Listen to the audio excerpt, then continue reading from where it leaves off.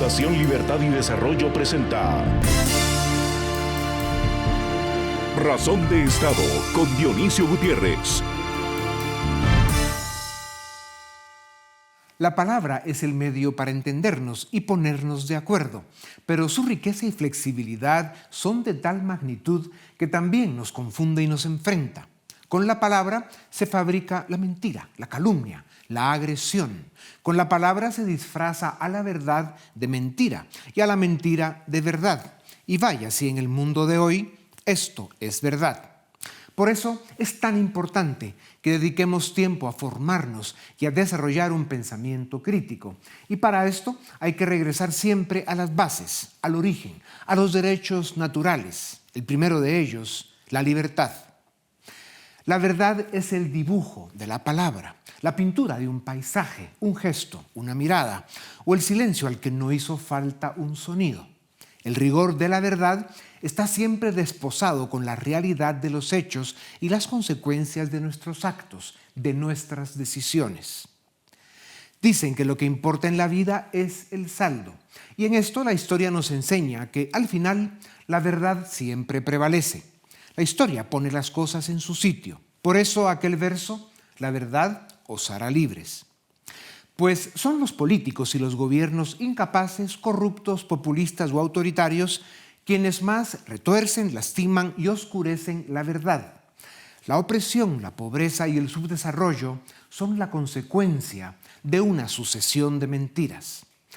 Liberarnos de las cadenas de las doctrinas, de los dogmas ideológicos y de la demagogia de autócratas y populistas es la mejor defensa que podemos presentar por la verdad y por la libertad.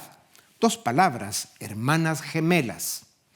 Democracia, dictadura. Estado de derecho, impunidad. Mercado, control. Proceso económico, subdesarrollo. Competencia, desigualdad. Son palabras sobre las que muchos políticos mienten y manipulan para concentrar poder. Pero pregúntese usted, ¿cuáles son las que ofrecieron a la humanidad desarrollo y prosperidad? El reto de decir las cosas serias de forma sencilla provoca miedo e incertidumbre respecto al futuro. Pero mientras vivamos en libertad y aprendamos a diferenciar la verdad de la mentira, tendremos asegurado el presente. Si los pueblos que hoy sufren dictaduras, miseria y desesperanza rinden homenaje a la palabra libertad, alcanzarán una comprensión más profunda del verdadero significado de la vida. Y hablando de palabras, así como la fuerza del mar solo se siente si hay viento, el poder ciudadano tiene vida solo si hay libertad. Y la verdad es que la libertad no se compra ni se vende, se construye, se gana, se conquista.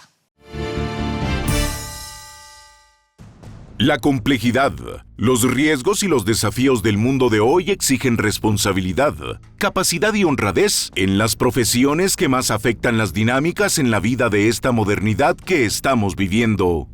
Una de ellas, el periodismo.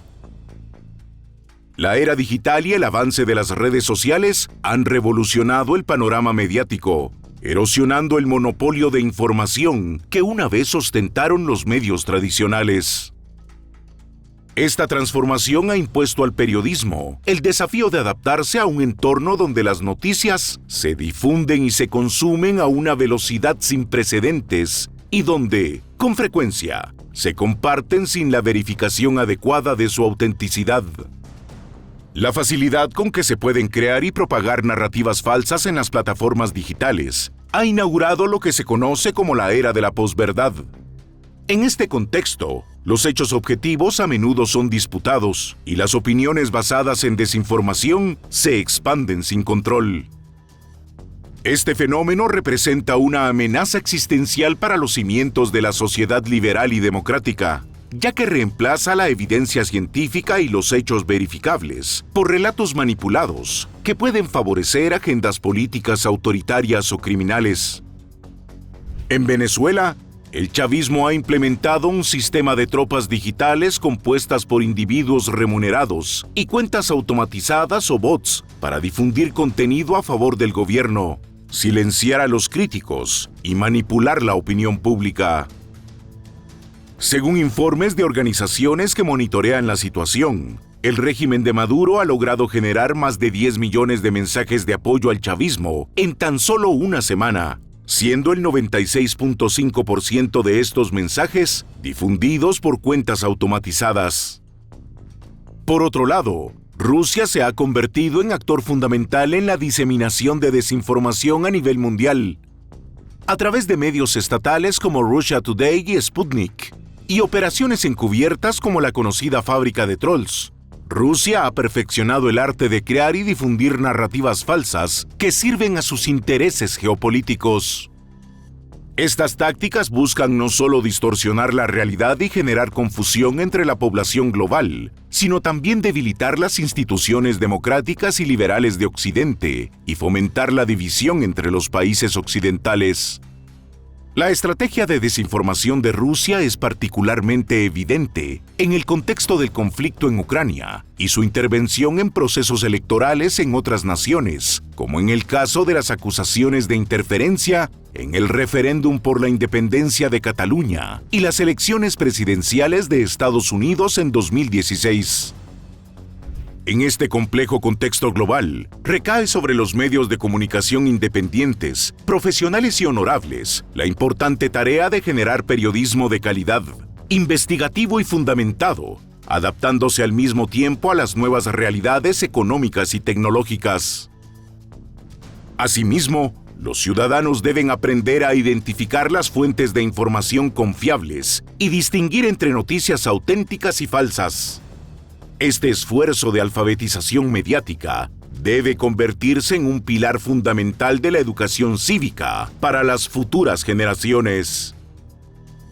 La responsabilidad individual juega un papel crucial en la construcción de sociedades de personas libres y responsables. Cada ciudadano debe aprender a consultar fuentes confiables y mantener un nivel saludable de escepticismo sobre la información que consume. Solo a través del rigor en el pensamiento crítico y el compromiso con la verdad, podremos aspirar a superar los desafíos presentados por esta era de la desinformación y la posverdad. Este es el camino que asegura la supervivencia de las sociedades liberales. Para quienes llevamos un cuarto de siglo o más frente a las cámaras de televisión y hemos sido testigos y a veces protagonistas de lo que es la vida de las naciones, el diario vivir de la gente, sus penas, sus alegrías, sus glorias, sus fracasos, sobre todo en los temas de la política, el desarrollo de las naciones, en las discusiones sobre la democracia, pues vamos agarrando una práctica y se nos va volviendo una parte tan importante de nuestra vida que cuando nos toca hacer cambios, pues bueno, lo sentimos de una manera profunda. Tengo el privilegio de presentarles a Gustau Alegret, con quien compartimos muchos de estos temas. Gustau Alegret lleva más de 25 años en la lucha de un periodismo de alto nivel. Él es un periodista internacional y analista político de renombre. Ha contribuido de una manera determinante en España, en Estados Unidos, pero en realidad en Iberoamérica, con un periodismo serio, objetivo, potente, diciendo las cosas como son. Ha entrevistado a personajes como expresidentes de Estados Unidos o presidentes de Estados Unidos, secretarios de Estado del más alto nivel en el gobierno americano y así presidentes de toda Iberoamérica. Él hasta hace unas semanas fue el director de Cuestión de Poder en NTN 24 y Club de Prensa. Yo sé que el equipo con el que ha trabajado Gustau durante hace muchos años, desde hace muchos años, que es el equipo que me abrió a mí la puerta, vamos a hablar de ellos un poco hoy, Gustau, y te doy la bienvenida a Razón de Estado porque además de ser gente buena y generosa, es gente que me abrió las puertas a mí, creo que hace ya 2 años y tanto, y tú has estado con ellos pues más de 10, ¿no? Sí. Tu salida a NTN 24, te vamos a extrañar. Gracias, Dionisio, y gracias por recibirme hoy en Razón de Estado. La vida tiene etapas y tras 10 años, con la generosidad extraordinaria de la propiedad de NTN 24, de la dirección al más alto nivel, era el momento de un nuevo cambio, de un nuevo reto, y me voy con un profundo agradecimiento. Un agradecimiento a Claudia Gurisati, una periodista que ha estado al pie del cañón defendiendo valores, defendiendo democracia, defendiendo periodismo durante muchos años. Yo soy su subalterno. Sí, ¿Eres subalterno? Claro. Pues yo lo era y considero que ha sido una persona que con una extraordinaria generosidad me ha abierto las puertas de la televisión, de la televisión iberoamericana y la posibilidad de crecer, de hacer reportería, de presentar programas, de hacer entrevistas de alto nivel. El profundo agradecimiento que uno puede tener a alguien que le ha abierto la puerta y le ha abierto una plataforma para seguir creciendo, igual que la dirección, con Julián Giraldo, con la propiedad del canal, y permíteme, con un equipo extraordinario de productores, de periodistas que han estado y con quien he trabajado día a día, a veces siendo quien les exigía, quien protestaba porque no me gustaba algo, porque lo quería de otra manera, pero ellos con profunda paciencia, buscando siempre todos, cada uno sumando lo suyo para hacer el mejor producto pensando en la audiencia. Lo has hecho muy bien, te vamos a extrañar y no va a ser tan fácil reponer ese contenido que tú le dabas al sistema de NTN24, pero con el liderazgo de Julián y de Claudia, sin duda alguna lo van a resolver. Esos chicos pueden. Gustavo, hemos sido testigos, como decía al principio, de la vida de Iberoamérica, ¿no? Y tú desde Estados Unidos has estado basado en Washington.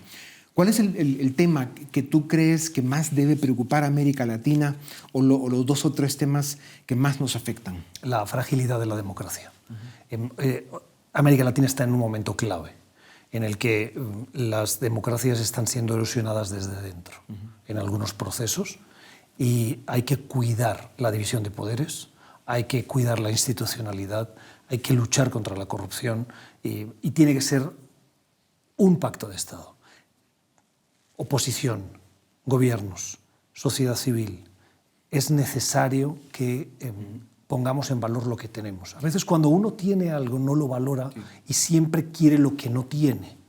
Pero la alternativa a no tener democracia es de una incertidumbre dramática. ¿Qué grado de importancia le das al nivel de contaminación que ha provocado el narcotráfico y el crimen internacional en las democracias de América Latina? A mí me parece que es uno de los cánceres más corrosivos que ha conocido la democracia en la región latinoamericana y probablemente en el mundo, pero yo me centro en América Latina porque es tal vez la región que más conozco, ¿no?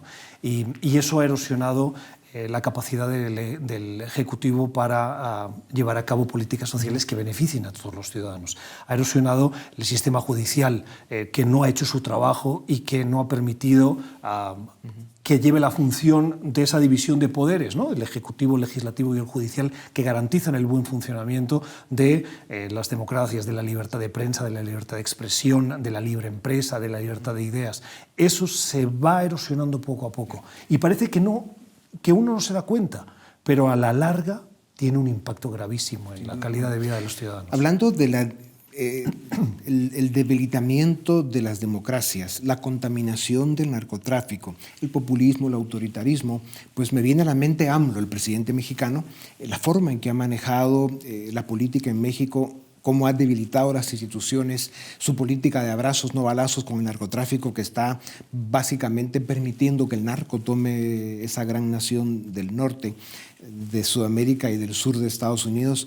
Recientemente hubo un caso específico donde, cabalmente por una investigación del New York Times, el presidente de México viene y expone el teléfono y el nombre de la periodista que hizo la investigación. ¿Qué te pareció ese evento y cómo reaccionó Estados Unidos? En el fondo es triste, es criticable, es deleznable, pero te tengo que decir que era más de lo mismo. El presidente Andrés Manuel López Obrador es un presidente populista. Es un presidente que utiliza el púlpito de las 2 horas que utiliza cada mañana de su tiempo para lo que se conoce como la mañanera, para intoxicar, para criticar, para despreciar a la prensa, para dividir a la sociedad, polarizar. El hecho de exponer el teléfono y decir que él está por encima de la ley es la evidencia, si alguien necesitaba alguna más, para demostrar la poca calidad democrática de un presidente como Andrés Manuel López Obrador. Estados Unidos reaccionó de una manera inapropiada, en mi opinión. Estados Unidos tiene una dependencia de México por la cuestión de la frontera, que se ha convertido en un problema que en año electoral es especialmente preocupante. Y priorizando la necesidad de la cooperación que requiere Estados Unidos de México para controlar y enfrentar la crisis en la frontera, suavizó su respuesta a una agresión, porque hay que llamarla así, contra una periodista estadounidense haciendo su trabajo en México. Así es.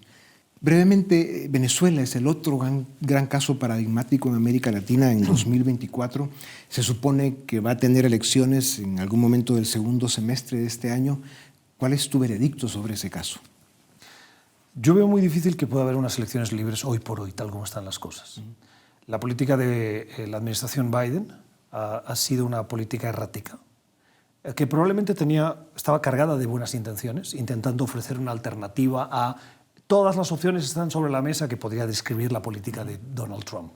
Era la de máxima presión, pero si apartamos la retórica y preguntamos ¿qué hizo Trump?, no hay una evidencia de que consiguió algo en concreto.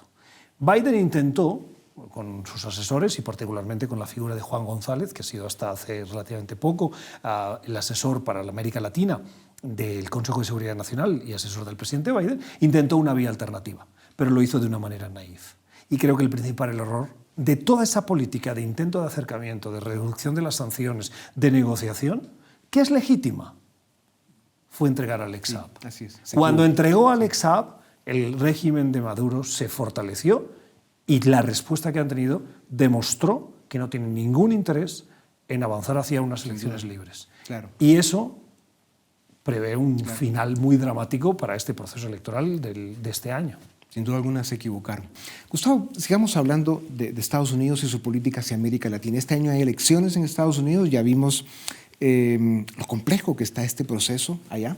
Y por otro lado, la forma en que Estados Unidos, Washington, se ha relacionado con América Latina, que evidencia disfunciones, debilidad, falta de coordinación. No nos entendemos. ¿Qué puede pasar en el continente americano en el contexto de la invasión rusa a Ucrania, de las intenciones chinas en Taiwán, el conflicto en Medio Oriente entre Israel, Gaza, etcétera? O sea, la complejidad del mundo demanda liderazgos más serios y responsables. ¿Qué pasa en Washington y qué hacemos en América Latina con esa relación? Muchos temas pones sobre la mesa. El primero, una afirmación que has hecho. No nos entendemos. Yo creo que Estados Unidos no entiende América Latina y no lo ha entendido en las últimas décadas. Siempre ha habido una mirada de paternalista y de poco interés. Estados Unidos siempre ha tenido prioridades en otras partes del mundo, cuando ese es su territorio natural de influencia, de relación comercial. Dos candidatos que parece que van a reeditar el 2020, octogenarios, uno le falta poco, el otro lo ha superado. Eso es dramático, porque los dos muestran signos de debilidad. ¿Uno más que otro? Sí, pero los dos lo muestran. Y cuando acabe el periodo 2024-2028, ese demostrará que un presidente que ya tiene más de 82 años estará en 86 y el otro estará en la misma edad que le está criticando al otro que tiene ahora. Estados Unidos es un actor crucial. No es baladí quién gane y qué tipo de liderazgo tenga. Y Biden está mayor y Trump tiene una manera de ejercer la presidencia que no es propia de un liderazgo con las consecuencias internacionales que tiene Estados Unidos. Donald Trump no cree en el atlantismo ni en la relación con Europa. Donald Trump no cree en la necesidad de mantener áreas de influencia en el mundo, en aquella frase de Estados Unidos primero. Que Estados Unidos se retire implica que otros actores que tienen la capacidad de influencia tomen esas áreas. ¿Quiénes son? China, Rusia, Irán. ¿Queremos un mundo controlado por Irán, por China o por Rusia, sabiendo lo que ahora mismo está pasando? Acabamos de ver lo que le ha pasado a Navalny. ¿O queremos un Estados Unidos que tiene sus defectos, pero que tiene sus virtudes? ¿A dónde van los ciudadanos de América Latina cuando quieren salir de sus países para comprar, disfrutar de la libertad, moverse? ¿Se van a China? ¿Se van a Rusia? ¿Se van a Irán? ¿O se van a Miami o a Nueva York o a Estados Unidos? No es perfecto Estados Unidos, pero en la balanza yo tengo muy claro que prefiero a Estados Unidos que a otros actores globales. si no hay un liderazgo fuerte, si no hay un liderazgo que apueste por la internacionalización, por la defensa de valores globales, de la democracia, de la libertad, esos espacios los va a tomar otro. Sí. Y cuando los tomen otros, será muy difícil recuperarlos. Sí. Es evidente que Estados Unidos necesita rescatar su fuerza institucional, su liderazgo en el mundo. Y bueno, como en general todo el planeta está pasando por esta degradación en la política, pues no cabe duda que tenemos muchas tareas pendientes. Las 3 dictaduras en América Latina, Gustavo, Cuba, Nicaragua, Venezuela, ¿ves que esos pueblos logren en los próximos años resolver su situación política? Bueno, hay un dicho castellano que dice que no hay mal que dure 100 años. Ni cuerpo que lo soporte. Me gustaría pensar que sí, me gustaría pensar que los pueblos, los nicaragüenses, los venezolanos, los cubanos, son capaces de darle la vuelta con su resistencia, con su... Siempre digo, yo vengo de España. En España no sé por qué siempre tenemos una visión fatalista de las cosas, siempre nos quejamos. Yo veo venezolanos.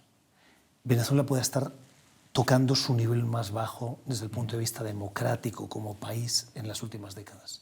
Pero hay algo extraordinario en los venezolanos, que es su capacidad de ver siempre la parte positiva, de estar contentos.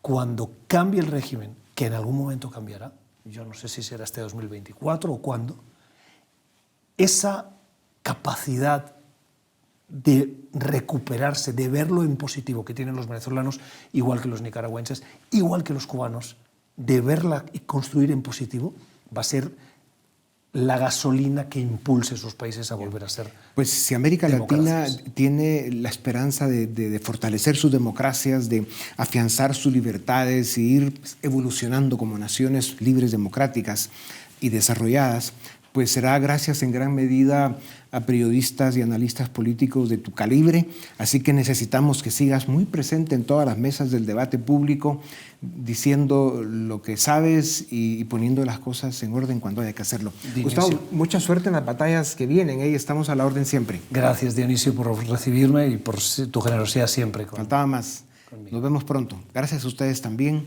Esto es Razón de Estado.